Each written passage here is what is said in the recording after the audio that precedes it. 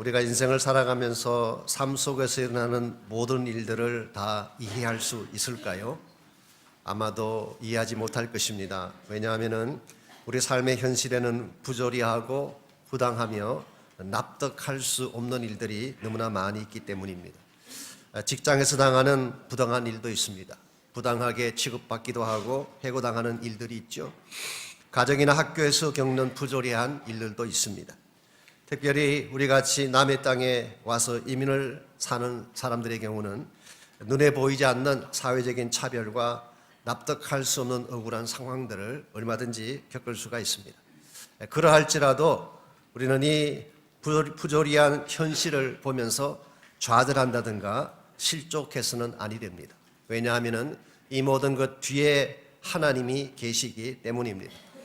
혼자 반 듯 보이고 부당한 듯 흘러가는 것처럼 보이지만 이 모든 현상 뒤에는 하나님께서 계시고 하나님께서 모든 것을 다 보시고 다스리시고 계시기 때문에 이런 측면에서 세상이 어떻게 흘러가든 사람들이 나를 어떻게 핸들하든 상관하지 아니하고 이 모든 것을 주권적으로 다스리시는 하나님께 나아가서 하나님의 은혜와 능력을 붙잡는 것이 참으로 중요합니다. 이와 같이 주어진 여건이나 현실에 상관없이 하나님을 붙들게 되면 그때 하나님께서 정녕 우리에게 보여주시기를 원하시는 복을 보게 되고 하나님 우리를 이끄시는 방향을 따라 바르게 달려갈 수가 있습니다. 우리 그리스도인들은 이 땅을 살아가면서 어떤 현실을 맞을지라도 어떤 부당하고 합당하지 아니한 그런 대접을 받는다고 할지라도 그것 때문에 낙심할 것이 아니라 그럴수록 하나님께 나아가야 됩니다. 그리고 하나님을 만나고 하나님께서 여러분과 저를 위해 준비하고 계시는 그 축복을 목격하기만 하게 되면 우리는 부당한 듯 보이는 세상 가운데서도 승리할 수가 있고 더 찬란한 축복을 향해 나아갈 수가 있는 것입니다. 이런 면에서 무슨 일을 당하든 하나님께로 나아가서 하나님을 만나는 것은 크리스찬 삶의 대단히 중요한 축복의 비결이라고 할 수가 있습니다. 오늘 같이 봉독한 본문에 보시면은 불의한 현실에도 불구하고 하나님께 나아갔기 때문에 하나님께서 예비하신 축복과 삶의 진정한 의미를 깨닫게 되었던 한 시인의 고백이 오늘 본문에 기록된 내용입니다. 이 시편 73편의 말씀은 표지에 나와 있는 것처럼 아삽이라고 하는 사람이 쓴 시입니다. 이 아삽이라고 하는 사람은 구약 성경에 보면은 여러 명이 나옵니다. 최소한 4명 정도가 구약에 소개가 되고 있는데요. 그중에 시편을 기록한 아삽은 고라 자손으로서 다윗 시대에 이 성전의 찬양을 담당했던 책임자 중 한 명이었어요. 다윗 시기에 3명의 성전의 악사가 있었는데 아삽과 헤만과 에단이라는 3명이 있었는데 역대상 16장 말씀에 하면 그 중에 아삽이 두목이었다고 그렇게 기록이 되어 있습니다. 그러므로 성전 찬양의 총책임자라고 보면 될 것입니다. 혹시 여러분 기억나실지 모르지만 민수기 16장에 보게 되면 고라라고 하는 사람이 모세와 하나님을 대적해서 반역을 한 사건이 기록되어 있습니다. 그때 함께 동참했던 무리의 숫자가 약 250명이 되었기 때문에 흔히 이것을 고라당이라고 이야기하죠. 이 고라당은 사실 고라는 이 모세의 사촌입니다. 사촌인데 아론과 모세가 이스라엘의 리더십 갖는 것을 보고 못마땅하게 여기고 질투한 나머지 반역을 일으킨 것입니다. 그때 하나님께서 굉장히 진노하셨어요.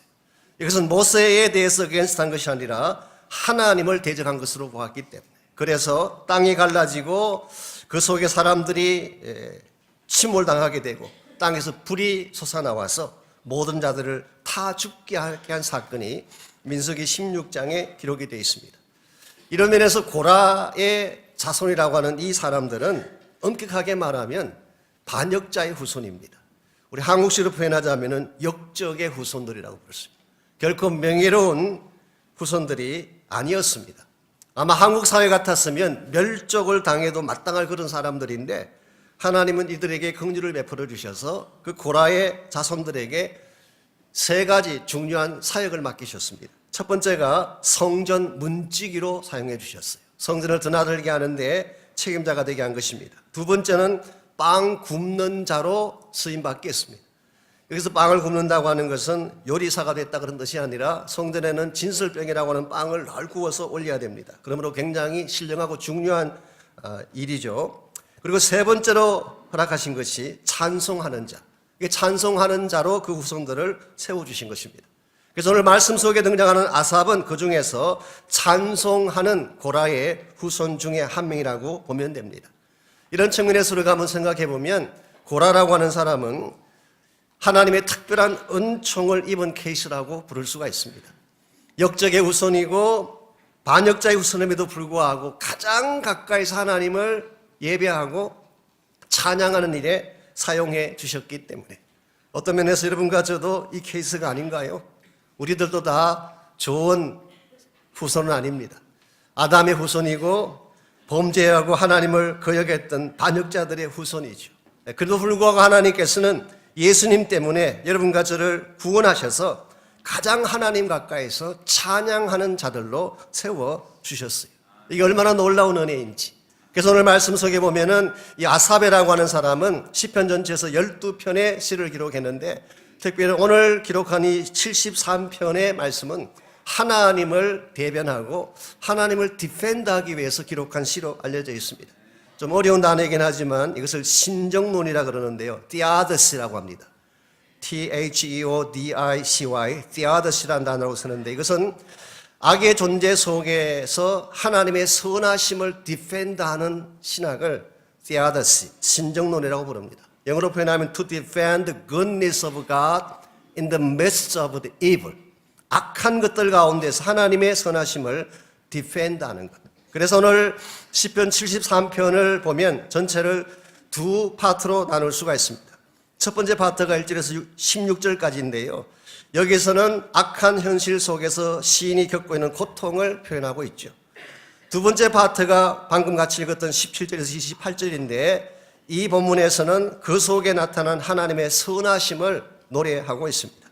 먼저 1절에서 16절을 잠깐 보시면 제가 1절에서 3절까지를 읽겠습니다. 하나님이 참으로 이스라엘 중 마음이 정결한 자에게 선을 행하시나 나는 그의 넘어질 뻔하였고 나의 걸음이 미끄러질 뻔하였으니 이제 내가 악인의 형통함을 보고 오만한 자를 질투하였기 때문이라. 여기 넘어질 뻔하였다, 미끄러질 뻔하였다 이 표현이 나오죠. 이것은 넘어졌다는 뜻일까요, 아닐까요? 여러분, 죽을 뻔한 것이 좋습니까? 살 뻔한 것이 좋습니까? 많은 분들이 살 뻔한 것이 좋다고 이야기하세요. 그 대답은 맞을 뻔한 대답이에요. 틀린 대답입니다. 살 뻔했다고 하는 것은 죽었다는 뜻입니다. 그러나 죽을 뻔했다고 하는 것은 살았다는 뜻이죠. 그래서 오늘 말씀 속에서 거의 실족할 뻔했는데 사실은 넘어지지 아니한 케이스. 자, 그렇다면 왜 이 시인이 실족할 뻔했을까요? 사람들에 의하면은 악인의 형통함을 보았기 때문에. 보편적으로 악한 자는 망하고 저주받고 심판받는 것이 우리의 상식입니다. 악한 일을 행했으면 벌을 받아야죠. 그런데 오늘 본문에 기록된 케이스를 보게 되면 정반대로 악을 행한 자들이 더 건강하고 더 잘 먹고 잘 살았어요. 4절에 보면 죽을 때 고통도 없고 힘도 강건하고 5절에 보면 고난도 오지 않고 재앙도 찾아오지 않는다.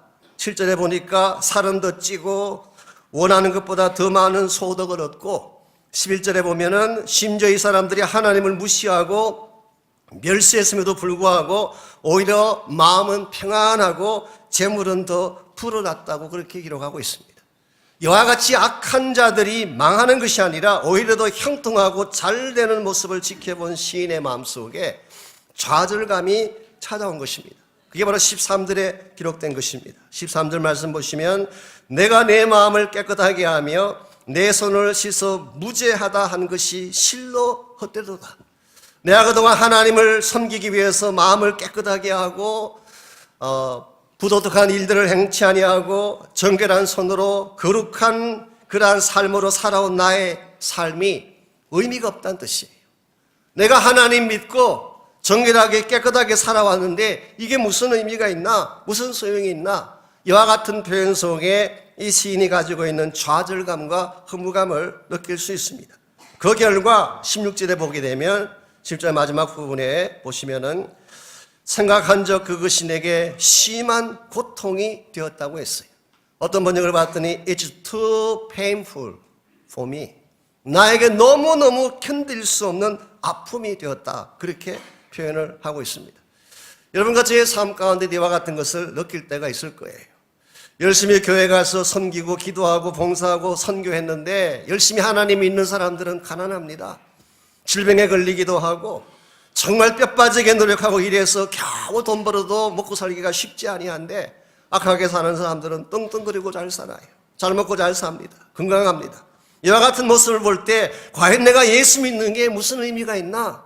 하나님 믿는다는 것이 무슨 가치가 있나? 이런 질문을 얼마든지 던질 수가 있는 것입니다.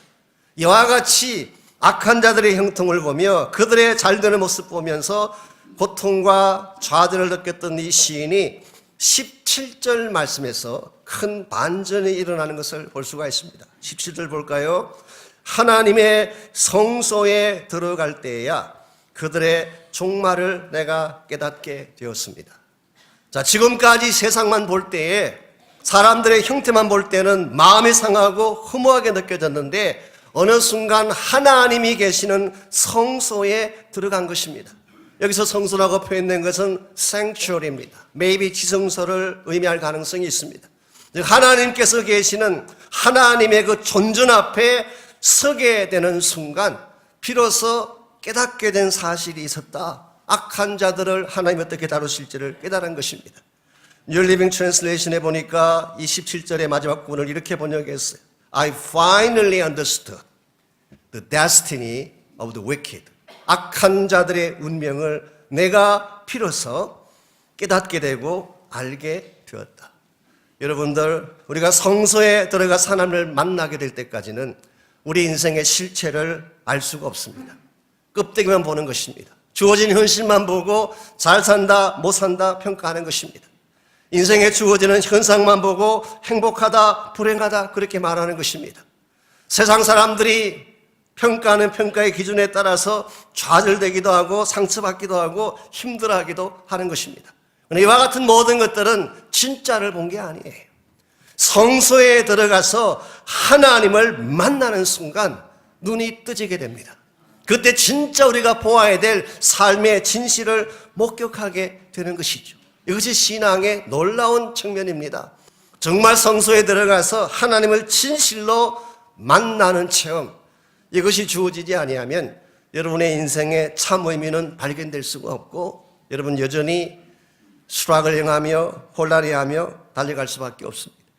르가리 목사님이 쓰신 책에 보게 되면은 그 안드레이 비토프라고 하는 러시아 소설가에 대한 이야기가 나옵니다. 그 첫 부분이 나오는데요. 이분은 무신론적인 공산주의 치하에서 자란 사람이죠. 그리고 공산 치하에서 이루어지는 그 극심한 부조리와 잔혹한 현실을 보면서 이 산다는 것이 무슨 의미가 있나 이런 질문을 던졌던 인물이었어요.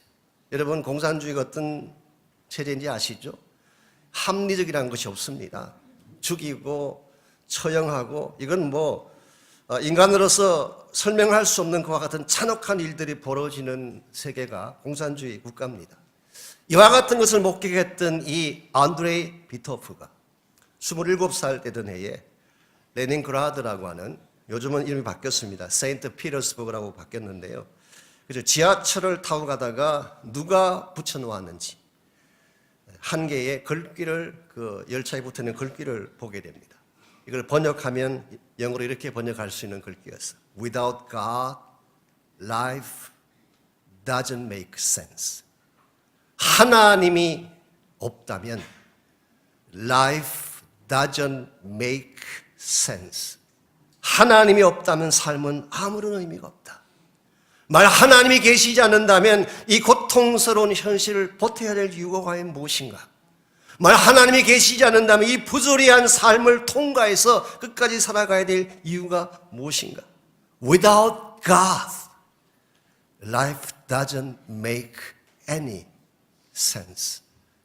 그때 이 안드레이 비토프가 비로소 하나님이란 존재를 인식하게 되고 하나님이란 존재를 알게 되는 그 순간 그의 삶 속에 빛이 비치기 시작하고 새 삶이 전개되었다고 하는 스토리입니다. 오늘 우리가 하나님을 만나기 전까지 절대로 인생의 퍼즐은 풀리지 않습니다. 인생에 일어나는 수많은 문제들 맥센스하지 않아요. 왜 살아야 되는지, 무엇을 해야 되는지, 어떤 목적으로 살아가야 되는지 전혀 알려질 수가 없는 것이죠. 그러나 성소에 들어가 하나님을 만나면 달라질 수가 있습니다. 저는 여러분 한 분 한 분에게 이 성소 체험이 있기를 축원합니다. 저희 교회가 2017년을 시작할 때 성막에서 시작했어요. 성막에 가득 찬 영광. 이제 2017년을 마감하는 마지막 주일날 저는 성막에서 한 해를 마감했으면 좋겠어요. 우리 성막의 영광으로 출발했던 한 해의 삶이 이제 성막 안에 들어와서 하나님을 다시 만남으로 마감되어질 때, 그때 인생이 가장 건강하고 아름다워지는 것입니다. 여러분과 제가 성소에 들어가서 이 하나님을 만나게 되면 어떤 진실을 깨닫게 될까요? 첫 번째로 우리가 성소에 들어갔을 때의 심판에 대한 진실을 깨닫게 됩니다. 하나님은 심판하신다, 이 사실을 성막에 들어가서 하나님을 만났을 때 비로소 알게 되는 것입니다. 18절에서 20절까지를 보시면은 하나님께서 과연 악한 자들을 어떻게 다루실지가 구체적으로 잘 나와 있습니다. 18절, 주께서 참으로 그들을 미끄러운 곳에 두시며 파멸에 던지시나니. 하나님은 악한 자들을 파멸 속에 집어넣으십니다. 19절, 그들이 어찌하여 그리 갑자기 황폐되었는가 놀랄 정도로 그들을 전멸하였나이다. 이 갑자기 황폐되었다 그랬는데 옛날 번역인 한글 개역에는 졸지에 그렇게 번역했어요. 저한테는 그게 훨씬 더 마음에 와닿는데, 졸지에 황폐하여 놀랄 정도로 망하게 되었다. 영어 번역은 suddenly and completely swept away. 갑자기 완전히 그냥 물결에 휩쓸려 가듯이 그들이 다 망하게 된 사실을 묘사했어요. 20절 말씀, 주여 사람이 깬 후에는 꿈을 무시함같이 주께서 깨신 후에는 그들의 형상을 멸시하리이다. 지금까지 그들이 자랑했던 수많은 형통의 모습들, 이게 찬란해 보였지만 꿈과 같은 것입니다. 아침에 일어나면 다 사라지는 꿈처럼 아무것도 아닌 거예요.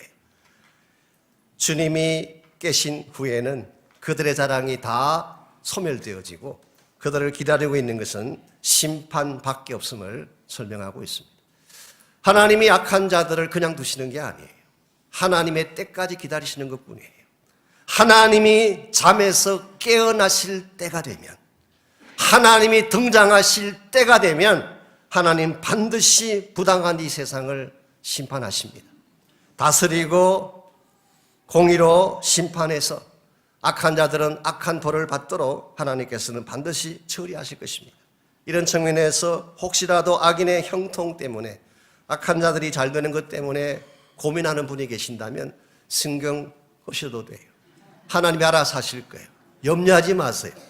하나님이 알아서 악한 자들은 다 심판하시고 전부 다 다스릴 것입니다. 그런데 한 가지 더 점검해야 될 중요한 사실이 있어요. 그렇다면 과연 나는 괜찮은가라는 질문이에요. 이번 하나님의 심판은 악한 자들이라고 평가된 그 자들에게만 올까요? 저는 그렇게 생각하지 않습니다. 여러분과 저를 포함한 모든 자들에게 다 해당됩니다. 왜냐하면 우리 모두는 죄인이기 때문에. 우리 가운데 하나님의 심판을 벗어날 수 있는 자가 과연 있을까요? 세상에서 사기치고 세상에서 악한 짓을 했던 그 사람들만 심판의 대상이고 여러분과 저는 심판의 면제 대상일까요? 절대 그렇지 않습니다. 우리도 똑같은 죄인이고 우리도 똑같이 하나님의 영광에 이르지 못했던 존재이기 때문에 우리가 정말 하나님이 계시는 성소에 들어갈 때에 우리는 다른 누구를 보기 전에 먼저 나의 가슴을 칠 수 있어야 돼요. 나의 죄인됨을 고백할 수 있어야 됩니다. 그리고 나에게 하나님이 베풀어 주실 것은 공의가 아니라 은혜라는 사실을 고백할 수 있어야 됩니다. 우리가 하나님께 구할 것은, 이것은 제 말이 아이언 사이다는 목사님이 하신 말씀인데요, 우리가 하나님께 구할 것은 공의가 아니라 은혜라고 했어요. justice를 구할 수 있는 사람 아무도 없어요. 우리 모두는 다 하나님의 공의 앞에 설 수가 없기 때문에 은혜가 필요한 것. 그래서 우리는 예수 그리스도의 십자가 보혈이 필요한 것입니다. 그분을 통해서만 우리의 모든 심판이 소멸되어지고 구원받을 수가 있기 때문에. 두 번째로 치유에 대한 진실을 깨닫게 됩니다. 하나님은 그의 임재를 통해서 나의 죄인됨을 보여주실 뿐만 아니라, 즉 나의 죄인됨의 실체를 알게 하실 뿐만 아니라 나를 치유하시고 새롭게 하심도 보여주십니다. 이게 참 놀라운 은혜가 아닐 수가 없습니다. 21절에서 23절까지를 보면 하나님이 어떻게 우리들을 치유하시는지가 나와 있어요. 21절, 내 마음이 산란하며 내 양심이 찔렸나이다. 여기서 산란하다는 이 말의 뜻이 혼란하다 그렇게 볼 수도 있겠지만 영어 번역에서는 쓰다 그렇게 번역해요. bitter. My heart was bitter. 나의 마음이 선뿌리가 있다 그랬어요. 내 양심이 찔렸다. 이 찔렸다는 것은 말은 가슴이 찢어진다 그런 표현과 같은 것입니다. I was all torn up inside. 나의 내면이 찢어지고 갈라졌다. 아마도 이 시인의 마음속에는 마음이 깨어지고 마음이 아픔을 겪게 되는 이런 고통을 그가 가지고 있었던 것 같습니다. 22절 보면은 심정은 이렇게까지 고백하죠. 내가 이같이 우매무지함으로 주 앞에 짐승 같다. 얼마나 본인의 모습이 누추하게 보였으면 짐승 같다고 표현했겠어요. maybe 하나님을 의심하고 이분 하나님을 어큐쟁했던 자신의 무지를 그는 책망하고 있는 것 같습니다. 얼마나 내가 하나님 앞에 무지했는지 마치 짐승처럼 밀어냈던 자신을 고백한 것이죠.